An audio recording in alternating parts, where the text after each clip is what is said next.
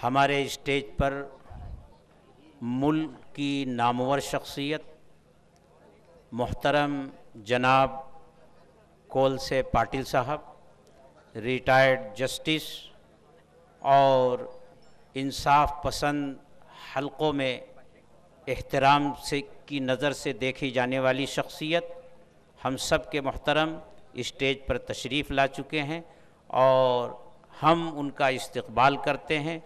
और जमीयत उलमा महाराष्ट्र के कानूनी इमदाद कमेटी के सेक्रेटरी मोहतरम जनाब गुलजार आज़मी साहब उनकी खिदमत में गुलहाए अक़ीदत पेश करेंगे और हम सब की मोहब्बत की नुमाइंदगी करेंगे।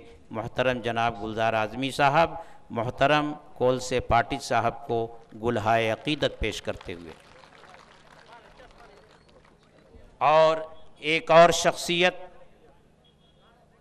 जनाब बाबा सत्यनाम दास जी, ये हमारे दरमियान तशरीफ़ लाए। ये हमारे बहुत पुराने शनासा हैं और कई स्टेजों पर ये हमारे साथ रह चुके हैं। आप उनकी भी प्यारी प्यारी बातें सुनेंगे जब वो तशरीफ़ लाएंगे, जब उनका मौका आएगा। जनाब बाबा सत्यराम दास जी, मैं आपका इस्तकबाल करता हूँ और मौलाना इश्तियाक अहमद कासमी साहब उनकी खिदमत में गुलहाए अक़ीदत पेश कर रहे हैं। मौलाना इश्तियाक कासमी साहब बाबा सत्यनाम दास जी के खिदमत में गुलहाए अक़ीदत पेश करते हुए।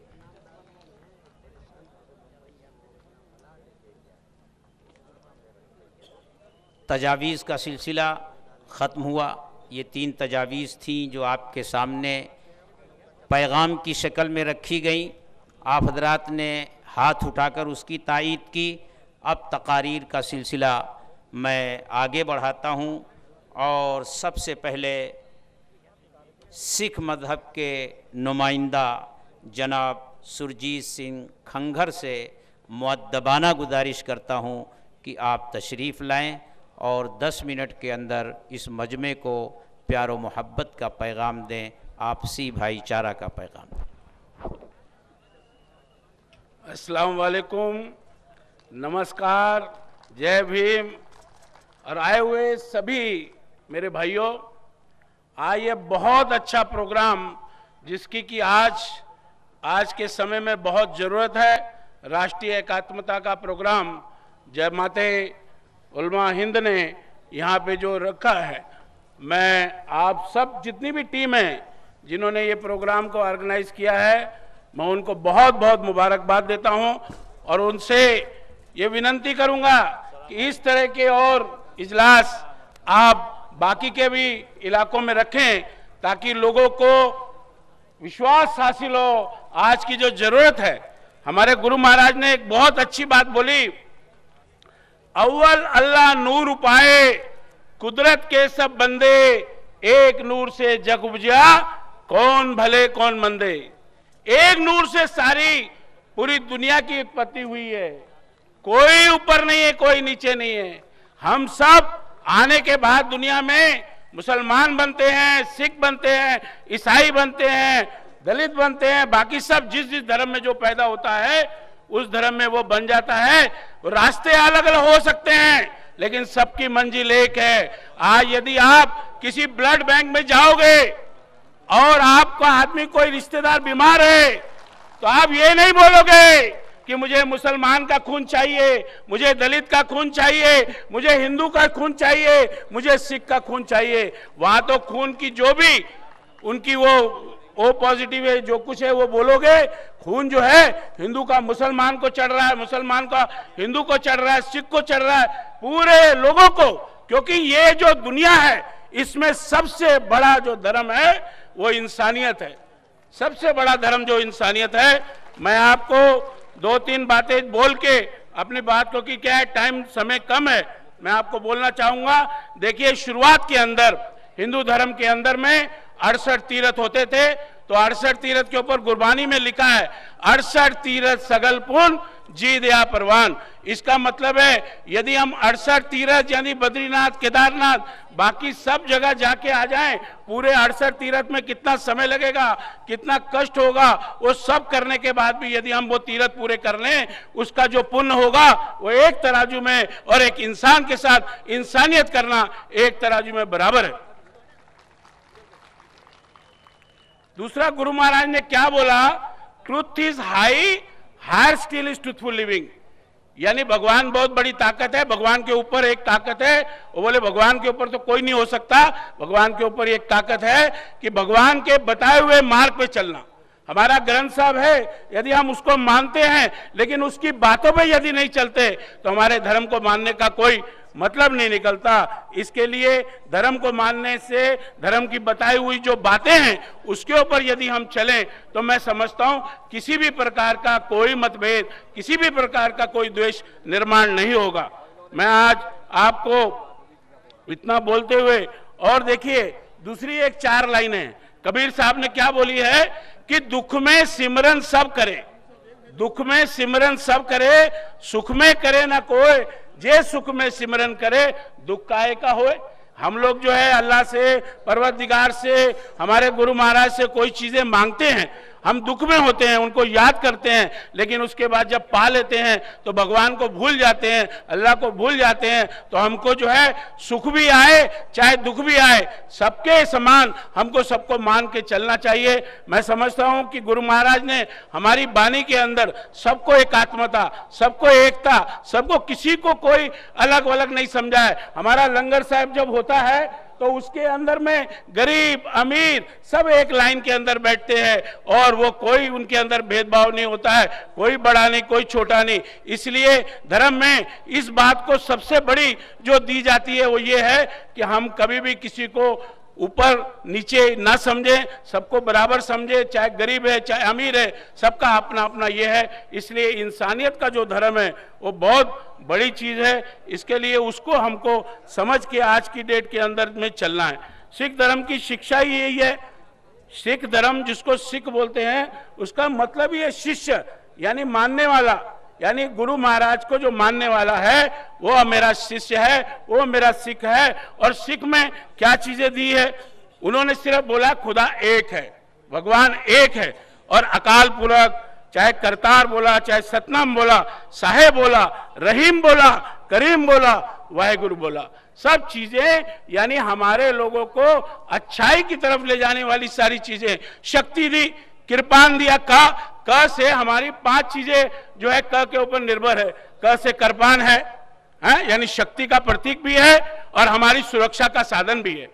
के से हमारा, तो केस में केस रखने के लिए बोला गया, कंगा यानी कंगी करने के लिए बोला गया, और उसके बाद कच्चा है, कृपान है, केश है, कड़ा है। ये 5 चीजें गुरु महाराज ने हमको दी और सिख सजाया ताकि जो है हम इंसानियत कर सकें, हम इंसान लोगों का भला कर सकें। यही सीख हम लोगों को सबको दी गई है।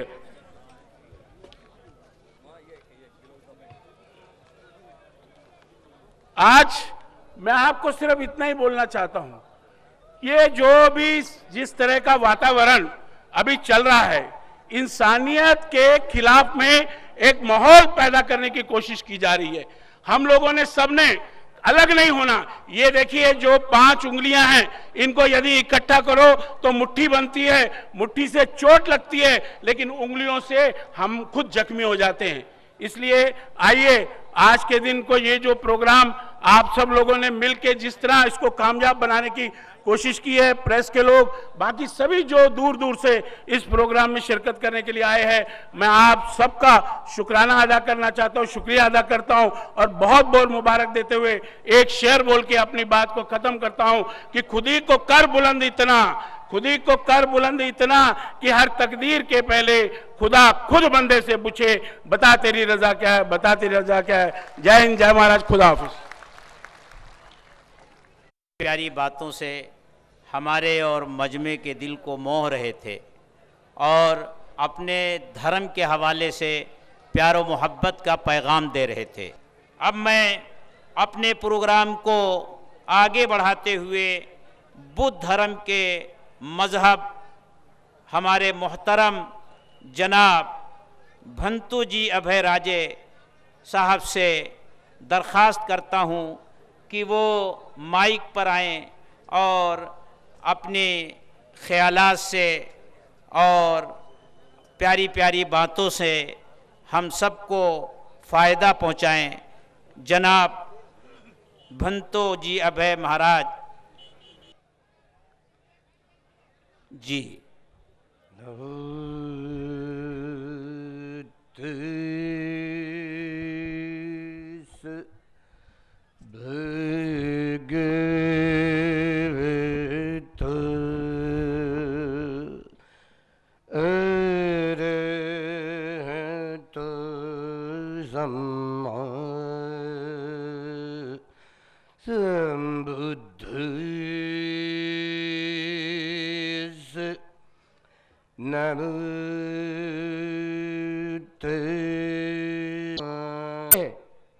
व्यभिचार कर्म करते हैं, झूठ बोल करके ठगाते हैं या नशा पता करते हैं तो अपने शील को तोड़ देते हैं। जो व्यक्ति अपने शील को, शील सदाचार का जीवन नहीं समझ पाता है तो मनुष्य नहीं है, मनुष्य धर्म व्यर्थ है। जो अपने मन को वश में करने के लिए अच्छा बोले, अच्छा एक दूसरे से वर्तन करे, अच्छा व्यवहार करे, अपने मन को वश में जिसको करना ही नहीं आया, मनुष्य जीवन व्यर्थ है। अपने मन को वश में करने के लिए क्षणिक समाधि, उपचार समाधि, जो अर्पणा समाधि, जो इसका अभ्यास करता है वो सही मायने मनुष्य बनने की प्रक्रिया में यही धर्म सिखाता है, पढ़ता है, सीखता है एक विद्यार्थी के रूप में। जो व्यक्ति अपने मन के भीतर प्रज्ञा शक्ति को जगाए ही नहीं, अपने मन के भीतर के राग, द्वेष, मोह के सारे जंजालों से कैसे मुक्त हो सकेगा? कैसे मुक्त हो? अरे सारे किसी भी संप्रदाय का कोई व्यक्ति हो, हर घर में, क्या आप मियां बीबी हो, भाई बहन हो, कोई एक है, दो दुनिया के दो व्यक्ति एक कौम के, एक कलेजे का जो डेट होता है ना, वो भी डेट एक नहीं हुआ करता। हमारे देश के यही माजी सुरक्षा मंत्री प्रमोद महाजन जी, उसके ही भाई ने उसकी कत्ल कर दी, वो गोलियों से भूनकर मार डाला।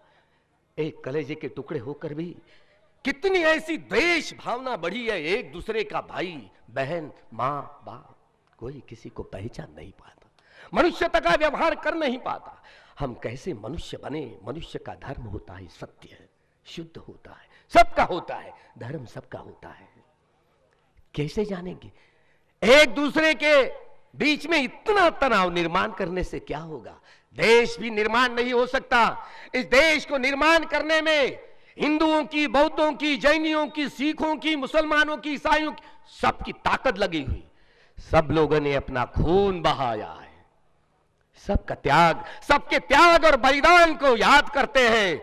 जिस दिन बाबा साहब ने, बोधिसत्व परम पूज्य डॉक्टर बाबा साहब ने कहा था, यह देश पराभूतों का इतिहास है, पराभूत हुए हम इतिहास में। यह शमन संस्कृति और ब्राह्मण संस्कृति की इतिहास की धारा केवल बाबा साहब को ही समझ में आई। इस देश के मुसलमान, इस देश के क्रिश्चियन लोग बाहर से नहीं आए, यहीं के हमारे एक दूसरे के कुंडी, तेली, कोली, जाति, माली, सभी बहुजन समाज के लोग एक समय के वह शमन संस्कृति के लोग थे, भगवान बुद्ध के अनुयायी थे। इस देश का नाम प्राचीन जम्बूद्वीप था।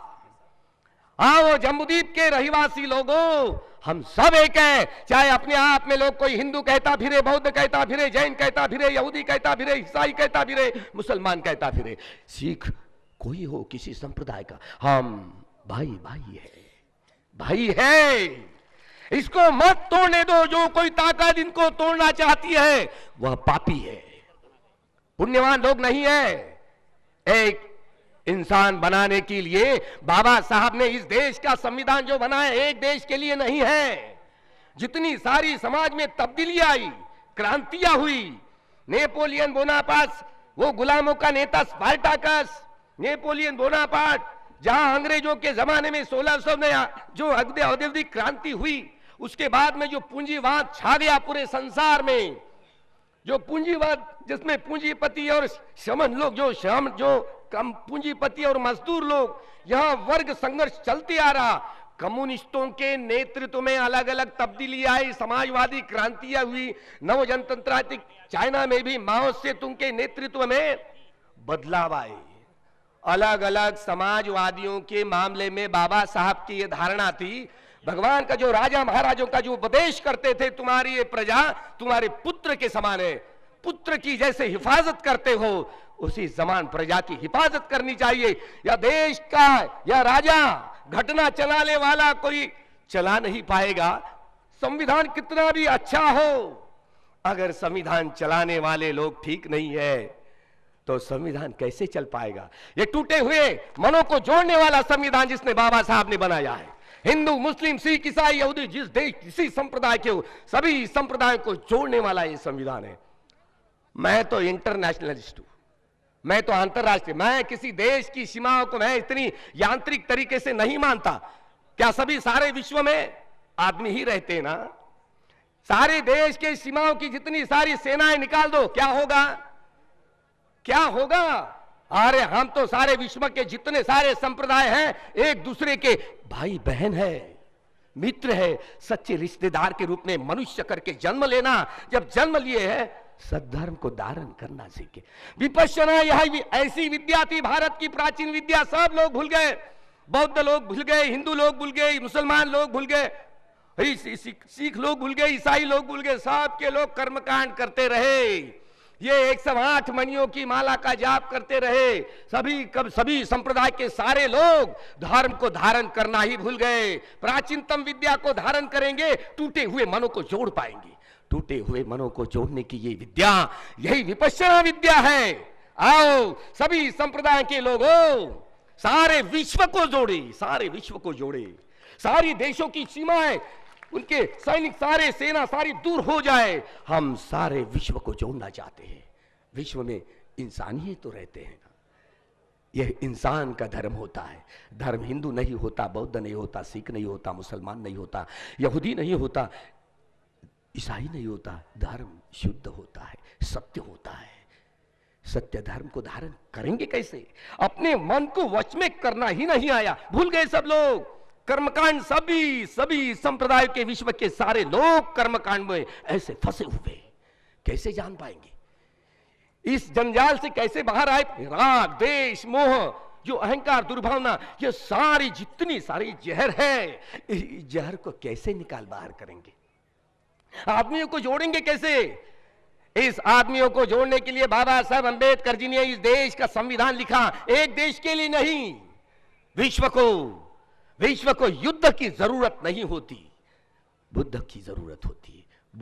बुद्ध एक व्यक्ति नहीं है, बोधि ज्ञान है। जिसने बोधि ज्ञान को धारण कर लिया, अपने मन को शुद्ध कर लिया, अपने भीतर के जितने सारे संस्कारों का संग्रह हमने किया है वह निकाल बाहर किया, चित्त शुद्ध हुआ। यही धर्म है, सच्ची तपरियोदपन, अपने मैले मन को शुद्ध करना, यही तो धर्म है। कहां भटक रहे हो?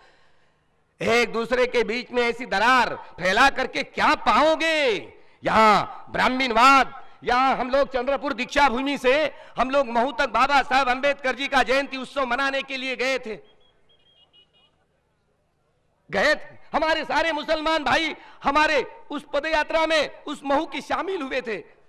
हम बहुत उनका स्वागत किया था बाबा साहब के संविधान के विषय। उस समय गुजरात के मुख्यमंत्री नरेंद्र मोदी जी थे। हम उनकी निंदा नहीं करना चाहते, लेकिन उस समय जो भारतीय संविधान ने बाबा साहब ने घटना का 25 जो कलम है, जो मूलभूत अधिकार के रूप में दिया गया है, लेकिन उस जो गुजरात राज्य के विधानसभा और विधान परिषद में इस मूलभूत अधिकार को नकार दिया है और धर्म विरोधी